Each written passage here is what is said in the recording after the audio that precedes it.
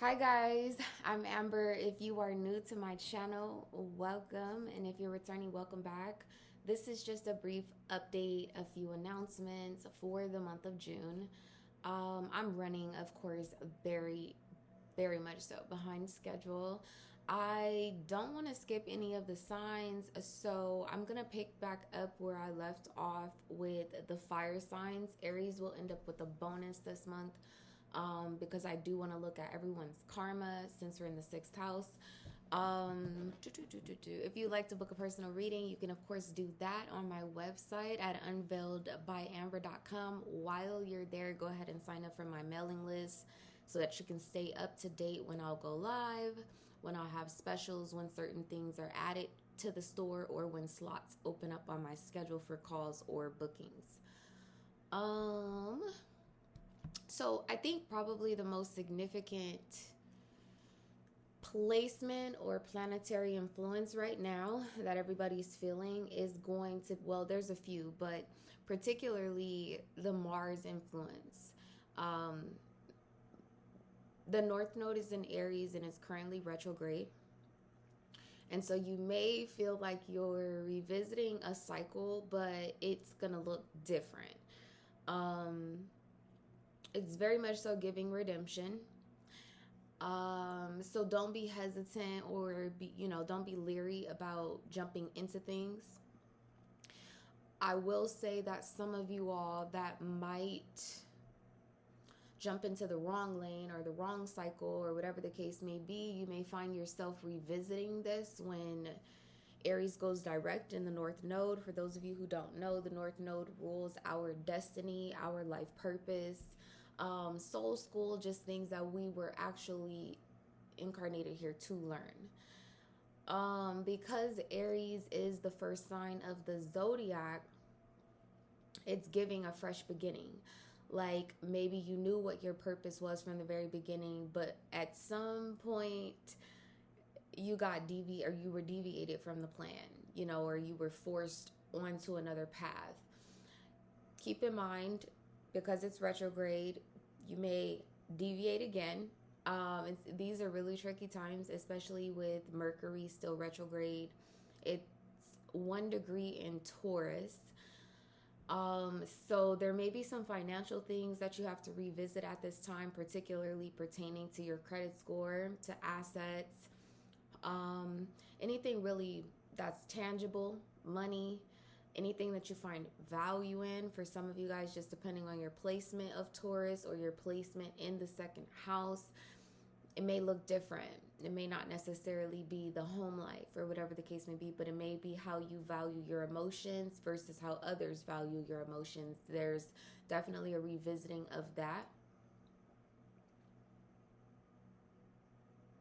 Pluto is the other one. Pluto's retrograde right now in Capricorn. There is still this very, very strong sense of like destruction as it relates to corporate structures, things of that nature. It feels like a redistribution of power, of authority, of legacy. Capricorn rules the 10th house, so for a lot of you guys, this may have something to do particularly with your mother and your father. Their power, either over you when you were a child, childhood traumas, things of that nature may be coming back up to the surface at this time so that you can fully release them to destroy those limiting beliefs. Let me just take a look, because that's just off the muscle. But let me tell you guys what the placements are. So today is June 2nd. It's 1 o'clock in the morning. I just woke up. But this is the time for me to get these done. So right now, the sun is in Taurus, 16 degrees. I know you guys think that Gemini season started, but I believe the first day of Gemini season is June 18th. At least in Vedic astrology. If you're new here, you do not have to watch these readings for your Vedic placements. They will still resonate with your Western placements, but if you know your chart and you're very close to the cusp, then I would recommend that you watch both or watch the Vedic signs, okay? The moon is in Gemini, and Mercury, as I stated, is retrograde in Taurus. It's currently 1 degree, so it will be going back through Gemini at some point, but right now it is still in Taurus. Venus is in Aries. Jupiter and both Mars are in Pisces. Oh, yeah, let's talk about that. You guys may have been having some interesting dreams. For some, there may have been some nightmares, some night terrors, things of that nature. Mars in Pisces is the 10 of Cups. I was having a conversation with a friend that Mars, of course, is the god of war, right? And Pisces particularly rules our dreams and our subconscious mind and things of that nature, things that you can't see, things that are not tangible but definitely are there, they're present. Mars and Pisces, although it's represented by the 10 of Cups in tarot, is an interesting feeling or experience. You may find like you're at war with your dreams right now. It just depends on your placement. I think I told you guys that Neptune was going to follow into Pisces behind Jupiter and Mars. It's in 0 degrees. So it just got there.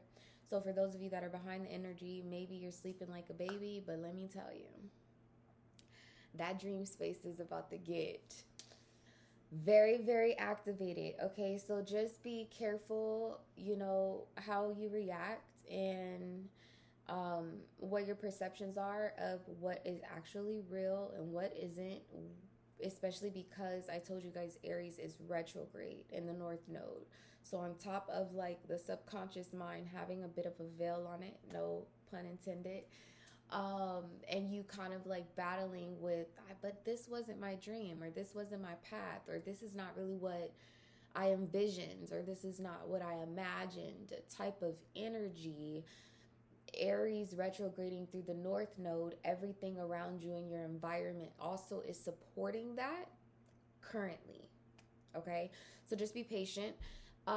We have Saturn in Aquarius, 0 degrees. I talked about this, I want to say like around April, that we would start to see some humanitarian energies come through, come loud and clear. God bless the families in Uvalde, Texas.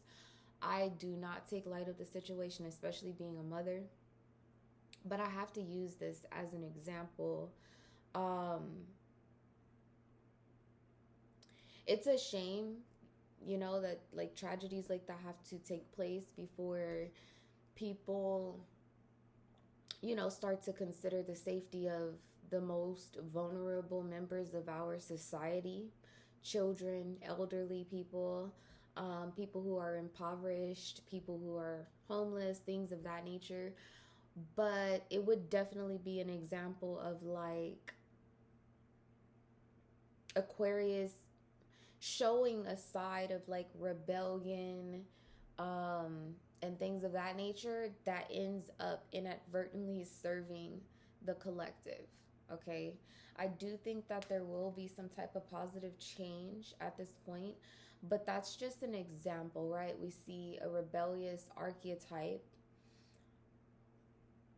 taking some type of aggression towards a more vulnerable class of our society, and there will be karma associated with it. There will be karma.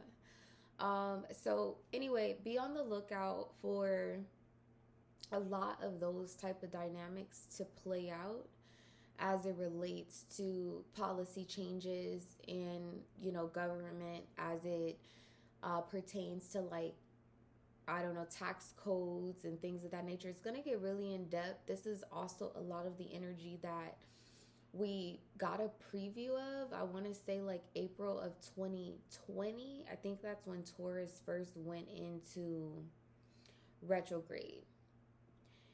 But okay, enough of that. Neptune, we talked about that. Pisces is in Neptune. Aries is in Uranus. So again, the god of war, Mars ruled, is currently partnered with the most disruptive planet of all. And it's 21 degrees, so you may just see this like slightly right now. Let me see what this looks like in another few days.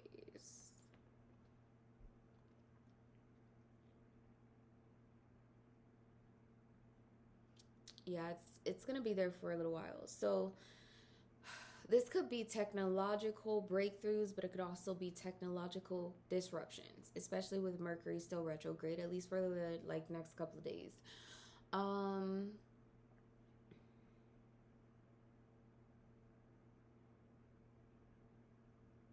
Sorry, give me a second, guys.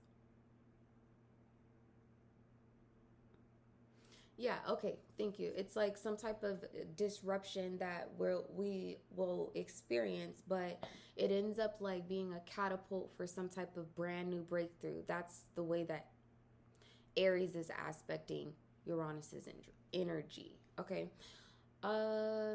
Pluto, 3 degrees retrograde in Capricorn. We have North Node in Aries, as I stated. Oh, shoot, did it move out of...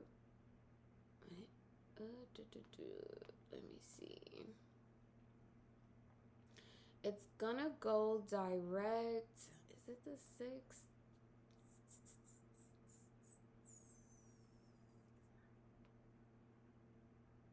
No, must be the 9th.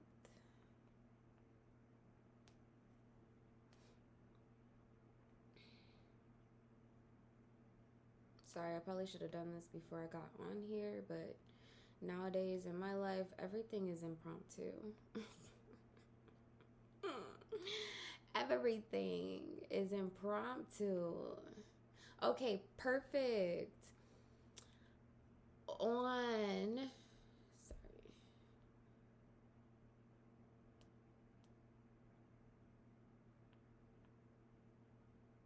Okay, so on the 8th of June, the North Node is going to go direct. Okay, so just another week or so of trying to figure out if you're on the right path or if you need to pivot or deviate from whatever plan that you had originally set out for yourself. Just about another week, and then the North Node will go direct.